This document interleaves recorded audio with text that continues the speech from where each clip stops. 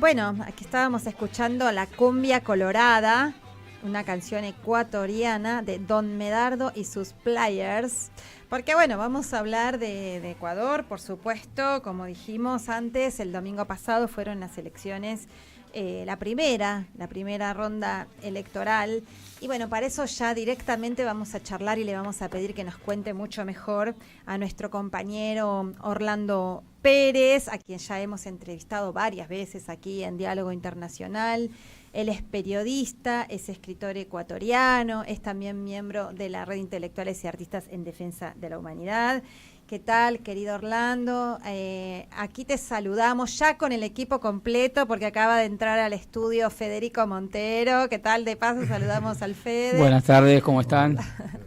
Y bueno, ya acá estamos, Atilio Borón, Telma Luzzani, Fede Montero, Paula Klachko y también Marce Rodríguez. ¿Qué tal, Orlando? ¿Cómo estás?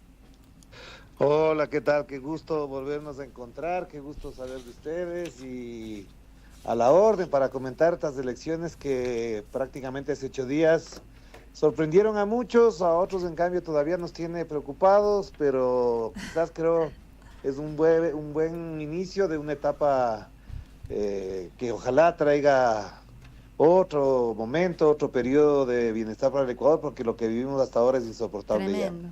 ¿Querés, Orlando, antes que nada poner los datos, la información dura, porque no hicimos una introducción antes contigo para algún oyente u oyenta que esté desprevenido y enseguida darnos tu opinión al respecto? A ver, en concreto, este momento la votación es un empate técnico entre Daniel Noboa y Luisa González, con una diferencia de 16,000 votos, o quizás un poquito menos. Nada. Todavía hay unas pocas actas que se tienen que revisar, que están siendo impugnadas. En la práctica se ve, es un empate técnico y en realidad entre los dos, como ustedes pueden apreciar, hay una suma casi del 90% de la votación del país, lo cual da cuenta de lo que, a diferencia de lo que tú decías, esta para mí es una tercera vuelta, claro, porque la primera fue en agosto del 23, la segunda fue en octubre del 23 y ahora es con los mismos candidatos. 25. ¿Verdad? Recordemos a la audiencia, con los mismos candidato y candidata, con los mismos Exactamente. fueron. Exactamente. Eso por el lado presidencial, con ello se va a un balotaje que será el 13 de abril. Y en alguna encuesta flash que se hizo post elecciones del 9 de febrero, entre el martes y miércoles pasado, Luisa González superaba a Daniel Noboa, esas encuestas flash que se sintonizan de inmediato, así que por ahora el clima va por ahí. En cambio, en la Asamblea Nacional la situación es más o menos parecida. La Revolución Ciudadana tendría unos 68, 69 legisladores. Daniel Noboa con su movimiento ADN, que recién tiene un año de vigencia porque está lleno de gente de varios partidos políticos, un movimiento prácticamente creado para las elecciones de este año, tendría entre 65 y 66 máximo, y Pachacuti, que se ubica en el tercer lugar también en las presidenciales con Leonidas Issa, en cambio en el Parlamento tendría apenas 9 asambleístas, así que lo que se nota es una polarización bastante extrema. Y yo creo que con eso además, me falta un dato importante, es que el ausentismo fue muy bajo. Esa, la participación. 16, 17%, que es la media histórica del Ecuador de que no se presentan a elecciones. No nos olvidemos que en el Ecuador las elecciones son obligatorias. Creo que en esas condiciones ha sido interesante, pero también otro dato de la realidad es que por suerte en esta ocasión no hubo que lamentar asesinatos a candidatos. Creo que en alguna medida también los equipos de seguridad que se implementaron, todo este aparato de seguridad que existe alrededor de las candidaturas, o al menos neutralizó o eliminó cualquier intento de asesinato que hubo, que por supuesto hubo amenazas. A Luisa González tuvo varias amenazas, Daniel Noboa dijo que tenía amenazas, pero como él anda prácticamente con el ejército, las Fuerzas Armadas a su lado, ¿quién le va a tocar? Así que en ese sentido te diría que es la actualización de este momento. Orlando, Telma Luzzani, ¿cómo estás? ¿Qué dice Telma? ¿Cómo vamos? Bien, mi pregunta iba en torno justamente al tema de los asesinatos, porque como vos bien decís, en la primera vuelta de agosto del 2023 también estaban muy cerca Luisa González y Daniel Noboa, pero hubo un crimen. Fue asesinado un dirigente de derecha, Fernando Villavicencio. Rápidamente se acusó al correísmo y eso, en mi opinión, hizo que de alguna manera fuera Daniel Noboa el que ganó. Hace pocos días hubo otro asesinato de un jefe de la Fuerza Aérea de Ecuador, que cuando estaba saliendo de la cárcel. La pregunta es si en este momento vos notás que hay de este tipo de cosas, asesinatos, o algún tipo de propaganda para que Luisa González pierda en esta segunda vuelta. Mira, el tema de la inseguridad, de la violencia criminal no es cosa menor. Somos prácticamente el país más violento de América Latina. El mes de enero terminamos con el mes más violento de la historia, con 762 asesinatos, lo cual en este país tan pequeño es un escándalo, pero parece que al gobierno eso no les llega, no dice nada. Yo creo que efectivamente hay un detalle que ya algunos analistas lo van consolidando como una corriente de opinión, se está gestando un ambiente de miedo, de inseguridad plena, de atemorizamiento, o sea, que la gente tenga miedo constantemente. De pronto sales a la calle, vas a un centro comercial y aparece una patrulla con una cantidad de militares y policías, hacen retenes, y entonces la gente vive con miedo, y este miedo me parece que también es parte de lo que la ciudadanía expresó en las urnas. Por un lado, efectivamente, en las poblaciones, en las provincias, en las ciudades costeras, donde efectivamente hay un nivel mucho más alto de violencia criminal, es donde más gana la Revolución Ciudadana, porque me parece que ahí están ansiosos, con todo derecho y con toda legitimidad, de un verdadero cambio. Y esto me parece que no es solamente responsabilidad o es autoría de Daniel Noboa. Esta corriente de miedo, instaurar un temor permanente, está armado desde los Estados Unidos. Aquí mandan prácticamente los militares estadounidenses. Aquí no se olviden que hay 2 tratados militares con Estados Unidos, donde los militares ecuatorianos no tienen ninguna potestad, aquí mandan otros. No nos olvidemos que las Islas Galápagos se convirtieron en una base militar, ahí pueden entrar submarinos, hombres armados, equipos, y no tienen ninguna responsabilidad sobre sus acciones si cometieran algún delito, etcétera, etcétera. Es decir, esta violencia y esta criminalidad tiene un objetivo, que es instaurarnos el terror, el miedo, y al mismo tiempo, con esto cierro, y al mismo tiempo hay una campaña impresionante, una campaña millonaria en redes sociales, en mensajes de WhatsApp, muy bien dirigidos, que han costado alrededor de unos $7 millones durante la campaña electoral, que podrían ser más porque no se cuantifica todo, para culpabilizar y estigmatizar de toda esta violencia criminal a Rafael Correa en primer lugar, como si él viviera aquí, él ya no vive aquí 8 años, y en segundo lugar para señalar que, lo cual es perverso y ha tenido una reacción también inusitada, acusar a quienes votan por la Revolución Ciudadana de ser vinculados a mafias criminales. Es decir, es una cosa horrible, fascistoide, que no nos las esperábamos, pero que ya se va naturalizando. Así es, y es Ecuador, bueno, también Noboa estuvo, recordemos también a la audiencia que es hijo de Álvaro Noboa, una de las familias más ricas del Ecuador, empresario bananero, toda una simbología, ¿no? Ya decir bananero, y que cuyo padre también se presentó 5 veces a elecciones que nunca ganó. El mayor evasor de Ecuador es el padre de Daniel Noboa. Y un neofascista al estilo Milei, menos payasesco que el nuestro, pero más o menos en la misma senda, que fue uno de los pocos presidentes invitados a la asunción de Donald Trump, así que está bien en esa línea. Y bueno, en Estados Unidos, que no solamente tiene manejo militar, sino está dolarizado. En este clima de miedo, en esta crisis que vive el Ecuador, con las bandas criminales, ¿cómo ves que de cara en esto que decía Telma de la violencia, ves que se pueden inventar cualquier cosa? De acá a abril falta bastante. ¿Cómo se organiza, cómo se prepara el espacio de Revolución Ciudadana, la militancia y también posibles nuevos votantes, que esperemos que sea de parte de Leónidas Sisa y que también aporte a esa opción? ¿Cómo se prepara para enfrentar todas las mentiras, todas las arremetidas y los ataques que ya están haciendo y van a profundizar? A ver, ahí en tus preguntas, en tus consideraciones, me parece que hay dos niveles o 2 dimensiones de análisis. La primera es cómo se va a afrontar políticamente, electoralmente, esta nueva etapa.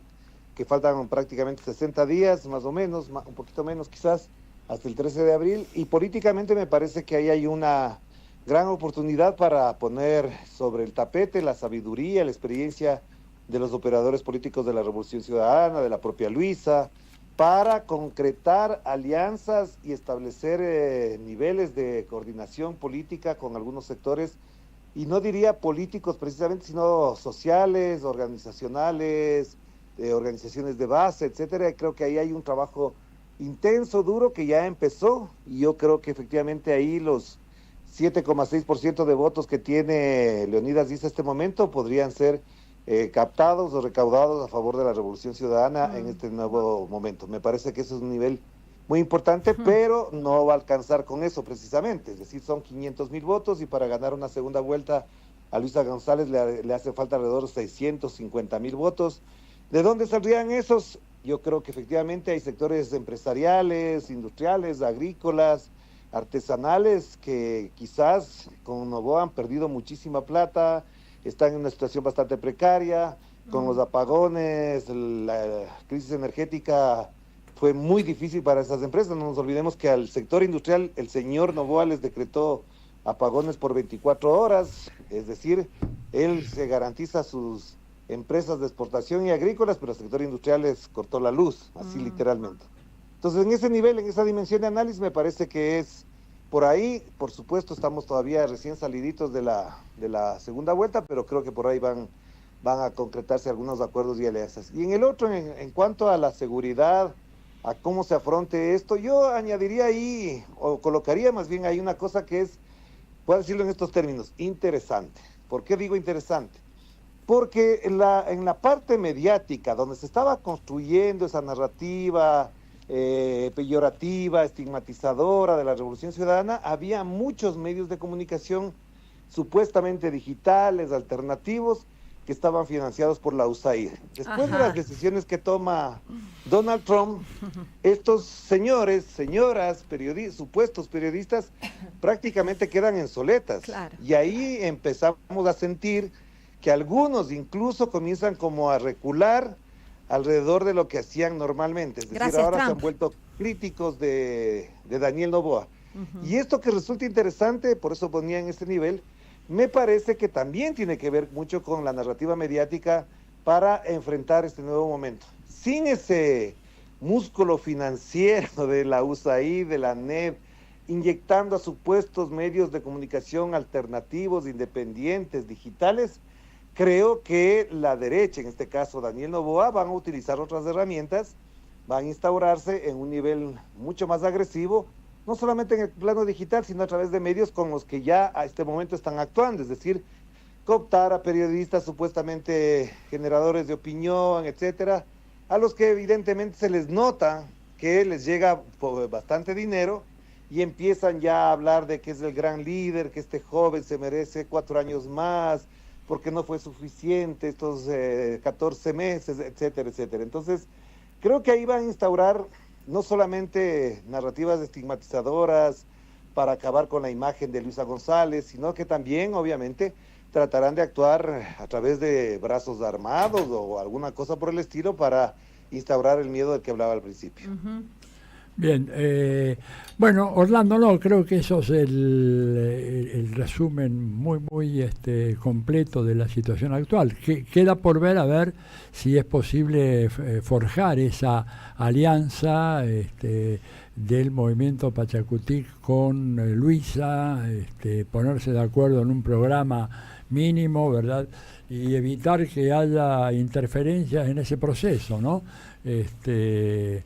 Porque evidentemente sin esos votos Luisa no tiene ninguna chance de ganar, así que esperemos de que pueda prosperar. Y las declaraciones de Issa han sido bastante buenas, debo decir. Ojalá que esto fructifique en una alianza que realmente permita poner fin a esta situación tan desafortunada que vive el Ecuador, ¿no? Mira, Atilio, qué gusto saludarte. Yo creo que efectivamente ahí das con la tecla clave de este proceso político, porque buena parte de la discusión ha sido de dónde recauda votos, y una de las grandes discusiones a la interna y a la externa de la Revolución Ciudadana es de los sectores populares, no queda de otra. Es decir, ahí es donde ganó Ahí es donde alcanzó la mejor votación y eso se tiene que profundizar. Solamente por darte un detalle que es significativo, y es que, por ejemplo, en Quito, uno de los factores por los cuales no alcanza a sumar más votos la Revolución Ciudadana es porque esta izquierda anticorreísta, ecologista, pachamamista, como lo quieran llamar, se plegó hacia Leonidas Issa, y en Pichincha, la capital, la provincia capital del Ecuador, tiene una alta votación, obviamente. Es decir, me parece que ahí hay una gran discusión que incluso, o más bien, impone a la Revolución Ciudadana una discusión a profundidad de cuál va a ser su propuesta política, si es que va a irse hacia el centro o hacia el centro derecha, o si se va a acentuar en un discurso de izquierda, porque efectivamente me parece que ahí hay una gran discusión. Yo personalmente creo que no alcanza con lo de Pachacutic, es bastante sí, pero no alcanza. Entonces tiene que haber una propuesta para los sectores empresariales, para los sectores industriales, agrícolas, que de alguna u otra manera no han estado con la Revolución Ciudadana. Pero creo, con esto cierro, hay un nivel de decepción en ciertos sectores de clase media alta y alta, alrededor de lo que ha sido el señor Daniel Noboa, que yo he escuchado a gente que dice, este señor en 4 años nos puede destruir todo de una vez, entonces mejor, aunque sea tapándonos la nariz, vamos a tener que votar por Luisa González, dicen estos sectores que no han apoyado a la Revolución Ciudadana. ¿Qué tal, Orlando? Marcelo Rodríguez te saluda, ¿cómo estás?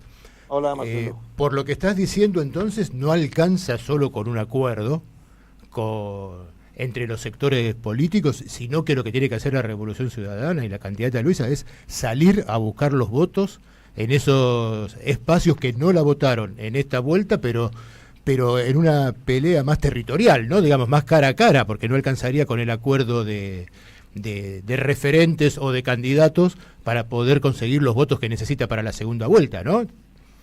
Exactamente, ese es el panorama ahora, es lo que se ha planteado, es lo que se ha revelado. Yo he revisado con otros compañeros, otros amigos periodistas también, estadísticamente cada provincia, cada sector, cómo votaron las mujeres, cómo votaron en el campo. Y ese análisis me parece súper interesante porque incluso en algunas zonas auténticamente indígenas, es decir, que no tienen otra relación con la ciudad, ha ganado la Revolución Ciudadana, aunque sea con una mínima diferencia, a veces con 50,000 votos, con 10,000 votos a Pachacutic. Entonces me parece que ahí hay un nicho donde se puede recaudar más votos, pero también es cierto que hay zonas urbanas y en provincias que no han estado en las últimas 2 elecciones con la Revolución Ciudadana, donde se nota que Daniel Noboa bajó votación con respecto a la segunda vuelta del año 2023. Este dato que estoy mencionando lo revisábamos anoche con algunos compañeros y esto me parece importante. Por ejemplo, en la provincia de Azuay, que es la ciudad de Cuenca, ahí ganó en la segunda vuelta con 70% Daniel Noboa. Esta vez ganó, pero ya con 45-48%, lo cual da cuenta de que algo está pasando ahí, de que algo se sacudió al interior de esas provincias y sobre todo de esos sectores sociales que hacen que Daniel Noboa no tenga ya el mismo peso que tuvo en el 2023. Bueno. Bien. Bueno, muchas gracias, Orlando. La verdad que muy interesante todo el panorama que nos has dado. Seguramente en el curso de las próximas semanas te estaremos llamando una vez más para actualizar la marcha de ese proceso de conformación de alianzas que ojalá culmine con un triunfo de Revolución Ciudadana y poner fin a la pesadilla por la cual está pasando el Ecuador. Y también nosotros acá en Argentina estamos en una pesadilla que tal vez es más grave todavía que la de ustedes. Así que te mandamos un gran abrazo. Un abrazo y mi solidaridad, porque yo no me imagino Gracias. cómo es tener un presidente como Milei si ya tenemos uno acá como Noboa. Ay, por Un favor. abrazo. Abrazo. Que tengan bien Abrazo. todos. Adiós, Abrazo Orlando, grande. gracias. Bueno, ojalá, como dijo Claudia Sheinbaum, tengamos la presidenta Exacto. en Ecuador. Bueno, vamos a una tanda y enseguida volvemos con Diálogo Internacional. Somos Radio AM 530.